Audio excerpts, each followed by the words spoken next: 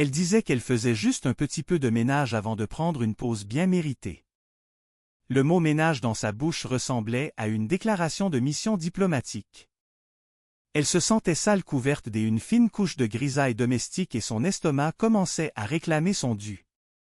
Elle se rendit compte avec un petit cri d'horreur qu'elle avait oublié d'ouvrir la porte de la cave pour le vieil homme. Tout en s'activant, elle se remémora les défis de sa vie.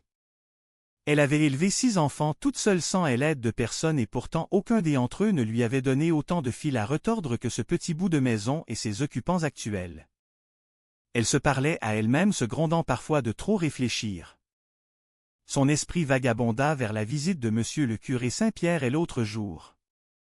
Le prêtre avait regardé autour de lui avec un air d'admiration mêlé de surprise.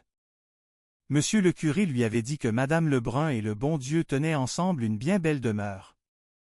Germaine s'était sentie flattée sur le moment et elle avait remercié chaleureusement. Cependant, une fois le prêtre parti, Hélène avait pu s'empêcher de penser avec malice qu'il aurait dû voir le désordre quand c'était le bon Dieu qui s'en occupait tout seul. Pour elle, la propreté n'était pas seulement une vertu mais une preuve de contrôle sur le chaos de l'existence.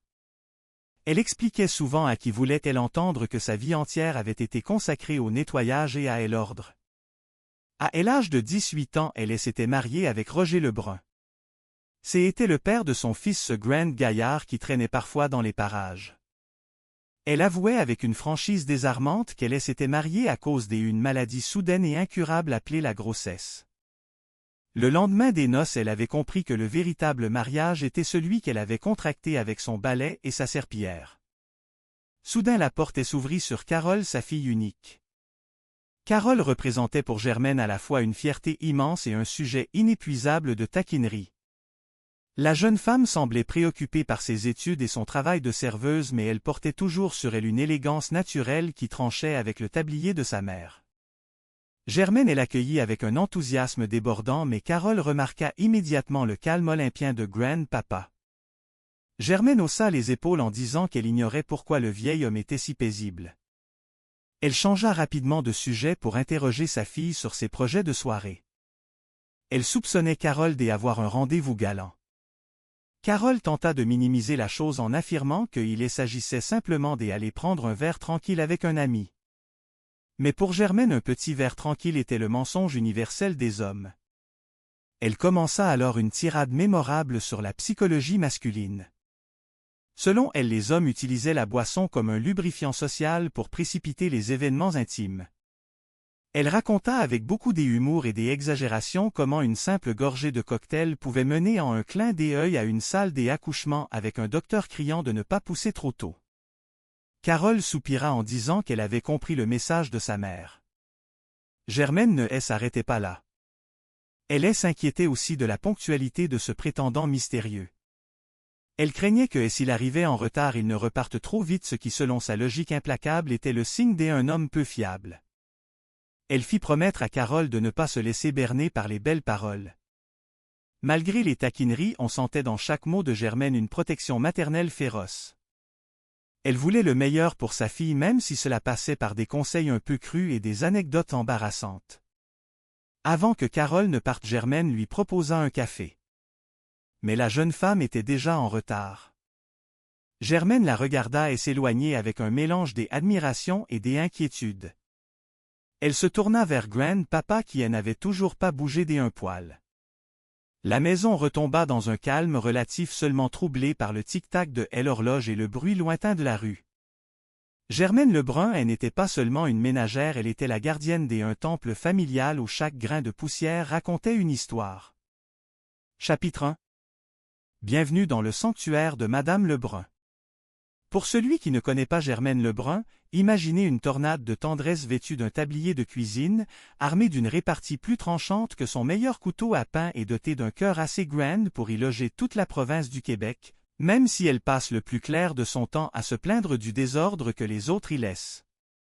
Ce matin-là, la lumière du jour filtrait timidement à travers les rideaux de dentelle du salon. Germaine était déjà d'attaque. Elle s'activait avec un plumeau, chassant des grains de poussière invisibles comme s'il s'agissait d'ennemis d'État.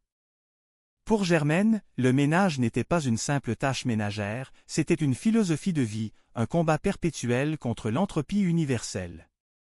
Elle s'arrêta un instant, le plumeau en l'air, pour regarder son beau-père, Adélard. Le pauvre homme semblait figé dans son fauteuil, le regard perdu dans le vide. « Qu'est-ce qu'il y a ?» grand-papa demanda-t-elle avec une pointe d'impatience qui cachait mal son affection. Adélard laissa échapper un soupir qui semblait venir du siècle dernier. « Ça fait 3 jours que je ne dors pas, » murmura-t-il d'une voix chevrotante. Germaine hocha la tête, sans vraiment s'arrêter. « Allô, je faisais juste un petit peu de ménage, là. J'étais justement à ce point de prendre une petite pause, tu sais. » Elle reprit son va-et-vient frénétique. Je dis ménage comme si c'était un mot banal, mais quand même, entre nous, c'est une mission sacrée. Elle se tourna vers un miroir et s'inspecta. Ah, bonne tailleule, je suis bien sale. Il faudrait que je me nourrisse un peu pour garder mes forces. Elle semblait parler autant à elle-même qu'à la pièce entière. J'ai oublié d'ouvrir la cave pour lui, ajouta-t-elle en pensant à une autre corvée. Le tempérament de Germaine était un mélange explosif de discipline maternelle et de franchise brute. Elle avait élevé 6 enfants toute seule après le départ de son mari, Roger Lebrun. 6 enfants qui lui en avaient fait voir de toutes les couleurs, mais aucun d'entre eux, disait-elle souvent, ne lui donnait autant de fil à retordre que le quotidien lui-même. « Qu'est-ce que je disais, donc » demanda-t-elle de nouveau, perdant un instant le fil de ses pensées. « Ah, oui. Le ménage, ouais. L'autre jour, monsieur le curé Saint-Pierre m'a fait une petite visite. Il entre, il regarde autour de lui, les yeux écarquillés. Il me dit, « Madame Lebrun, vous et le bon Dieu, vous tenez une belle demeure ensemble. » Germaine fit une moue malicieuse. « Ah, j'ai dit, merci beaucoup, monsieur le curé, merci beaucoup. » Mais dans ma tête, je me disais qu'il devrait voir le bordel que c'est quand c'est le bon Dieu qui s'en occupe tout seul sans moi pour passer l'aspirateur derrière lui. Elle s'assit un court instant, repensant à sa jeunesse. Pour elle, la vie n'avait jamais été un long fleuve tranquille. C'était plutôt une série de nettoyages après les tempêtes des autres. Elle s'était mariée à l'âge de 18 ans avec Roger. Elle disait souvent, avec ce sens de l'humour acide qui la caractérisait, qu'elle s'était mariée à cause d'une maladie très contagieuse à l'époque, appelée la grossesse. Le lendemain de la cérémonie, bam, elle était déjà en train de frotter le plancher. La porte d'entrée s'ouvrit, laissant entrer sa fille, Carole. Carole était l'image même de la persévérance. Elle travaillait comme serveuse tout en poursuivant des études exigeantes. « Allô » maman lança Carole en posant son sac. « Allô, ma belle » répondit Germaine. « Regarde ton grand-père, il a l'air tout calme. » Je ne sais pas pourquoi, mais c'est suspect. Carole ne l'écoutait qu'à moitié. Elle était nerveuse. « Et, grosse date ce soir » remarqua Germaine avec un clin d'œil. « Ce n'est pas une date, maman » soupira Carole. « C'est juste un petit verre tranquille. » Germaine leva les yeux au ciel. Un petit verre tranquille. Ça, c'est ce que tous les hommes disent pour endormir la méfiance des filles honnêtes. Ils pensent que la vodka est un lubrifiant magique pour faire tomber les défenses. Tu peux bien rire, mais tu devrais m'écouter. Une seconde, tu es là à siroter un cocktail exotique, et la seconde d'après, tu es à l'hôpital avec les 2 pieds dans les étriers et le docteur qui crie de pousser. Maman, j'ai compris, coupa Carole, habituée aux métaphores obstétricales de sa mère. C'est beaucoup plus simple que ça. Germaine haussa les épaules. Tout ça pour ça. Bon, tu t'en vas déjà, veux-tu un petit café avant de partir? Non, non, non, je suis déjà en retard, répondit Carole en se dirigeant vers la porte. Germaine marmonna entre ses dents. Tu as peur qu'il arrive en retard, mais après, il va venir trop vite. C'est toujours la même histoire avec les hommes. Tu ne me jures pas que tu es sérieuse avec cette affaire-là, au moins à plus. Elle regarda sa fille partir, une pointe de fierté brillant dans ses yeux malgré ses paroles bourrues. Carole était magnifique. Germaine se parlait à elle-même, admirant la force de sa fille. Mais Germaine n'était pas qu'une simple ménagère. Elle se considérait comme une véritable femme d'affaires. Elle tenait un kiosque au marché, vendant des fruits et des légumes avec une poigne de fer. Ne lui parlez pas des clients qui viennent tripoter la marchandise sans aucune intention d'acheter. L'autre jour, elle avait dû remettre une dame à sa place. Elle lui avait dit froidement, « Madame, ce que vous tenez là, c'est une banane, pas une partie de l'anatomie masculine. Elle ne deviendra pas plus grosse simplement parce que vous la flattez. » Sa vie au marché était une extension de sa maison. Elle y régnait avec autorité. Mais dès qu'elle rentrait, les problèmes de sa progéniture reprenaient le dessus. Son fils, Bruno, fit son apparition peu après. Bruno était le sensible de la famille, celui qui portait son cœur sur sa main, et souvent, ce cœur était un peu écorché. « Allô, mon trésor » dit Germaine avec une tendresse soudaine. « C'est quoi la promotion cette semaine au travail des burgers ?» Bruno ne semblait pas d'humeur à plaisanter sur la restauration rapide. Il s'assit lourdement à la table de la cuisine. Germaine, sentant la détresse de son fils, essaya de le dérider. Elle commença à imiter un petit avion avec ses mains. « Boum, boum, boum, regarde maman qui fait le clown pour toi. »« Donne ça au diable, maman » soupira Bruno. « Qu'est-ce qu'il y a, mon trésor, pourquoi es-tu si triste? Est-ce que c'est encore à cause de la police? Non, c'est Geneviève. »« Ah, la belle Geneviève, ironisa Germaine. Elle a encore fait des siennes. Elle a rompu, maman. » L'écœurante, lâcha Germaine sans filtre.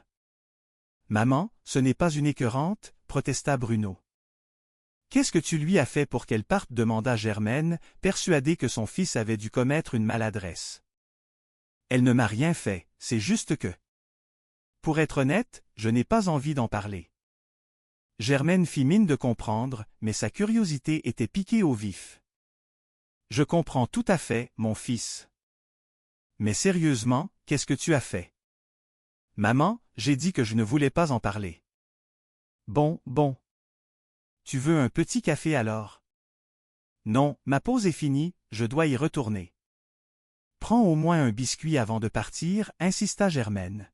« J'en ai fait des tout frais. » Bruno sortit, laissant Germaine seule avec ses pensées et son beau-père silencieux. Elle se tourna vers Adélard. « Tu vois, Adélard, la vie c'est comme une fournée de biscuits. Parfois ils sont parfaits, parfois ils brûlent un peu sur les bords, mais il faut toujours finir par faire la vaisselle. » Elle soupira et reprit son plumeau. La journée ne faisait que commencer chez les Lebrun, et elle savait que le calme ne durerait pas longtemps. Entre une fille qui cherchait l'amour, un fils au cœur brisé et un beau-père qui ne dormait plus, Germaine était le seul pilier qui tenait encore la structure debout. Et elle n'avait aucune intention de laisser la poussière s'accumuler sur son sens du devoir. Elle jeta un dernier regard par la fenêtre, voyant le quartier s'animer. Elle était Germaine Lebrun, et tant qu'elle aurait de la force dans les bras et du venin dans la voix pour remettre les pendules à l'heure, tout finirait par rentrer dans l'ordre. Le ménage de la vie était loin d'être terminé. Chapitre 1. Le grand ménage de Germaine. Bienvenue dans l'univers trépidant de la demeure des Lebrun. Si vous cherchez le calme et la sérénité, vous avez sans doute fait fausse route. Ici, l'air est imprégné d'une odeur de produits nettoyants bon marché, de café noir et de répliques cinglantes qui fusent plus vite que des balles de ping-pong. Au centre de ce tourbillon se tient Germaine Lebrun, une femme dont l'énergie pourrait alimenter une petite ville de province et dont la langue est aussi acérée qu'un couteau de boucher de première qualité. Ce matin-là, la maison était plongée dans un chaos méthodique. Germaine, vêtue de son tablier fétiche, s'activait à passer le balai avec une ferveur presque religieuse. Elle ne faisait pas que nettoyer, elle exorcisait la